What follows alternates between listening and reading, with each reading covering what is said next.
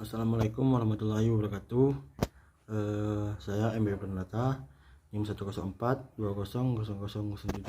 Di sini saya akan menyelesaikan UTS Fikih Muamalah Kontemporer. Fikih adalah pemahaman yang mendalam tentang hukum Islam.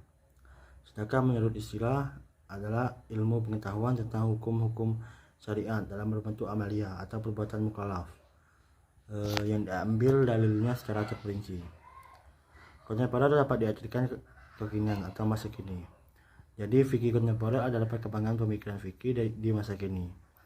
Dengan lahirnya persoalan kontemporer, baik yang sudah terjawab maupun yang sedang diselesaikan, bahkan prediksi munculnya persoalan baru, mendorong para pakar hukum Islam belajar giat mentelaah berbagai metodologi penyelesaian masalah keagamaan yang baru lebih banyak menggunakan metode ijtihad daripada metode istinbat. Metode ijtihad yang dimaksudkan adalah dalam pembahasan ini adalah masalah yang tidak ada ketentuannya dalam nas, sedangkan dihadapi dan dilakukan oleh umat manusia karena sangat dibutuhkan dalam kelangsungan hidupnya. Tetapi metode istinbat adalah upaya memaksimalkan untuk menarik sesuatu ketentuan dari hukum dari nas yang ada, baik nas Al-Quran atau hadis. Sebenarnya fikih klasik banyak juga bersumber dari produk penalaran intelektual atau upaya rasional para ulama berdasarkan logika keilmuan. Bahkan Imam Syafi'i sendiri sering menggunakan metode ijtihad dengan cara menggunakan instrumen istiqroh atau riset atau penelitian dalam menentukan suatu ketetapan hukum. Misalnya ketika menentukan batas haid seorang wanita, setelah menentukan satu Syawal dan satu Ramadan. Menentukan hukum berdasarkan hasil ijtihad atau penalaran rasional ada beberapa rambu-rambu yang tidak boleh dilanggar, antara lain: satu, tidak boleh merusak ketentuan dasar yang berkaitan dengan akidah atau akidah kepercayaan Islam. Dua, tidak boleh mengurangi atau menghilangkan martabat manusia lalu disamarkan dengan martabat hewan. Ketiga, tidak boleh mendahulukan kepentingan perseorangan atas kepentingan umum. Empat, tidak boleh mengutamakan hal hasil yang masih samar kemanfaatannya atas hal yang sudah nyata kemanfaatannya. Yang kelima, tidak boleh melanggar keutamaan dasar akhlakul karimah atau moralitas manusia.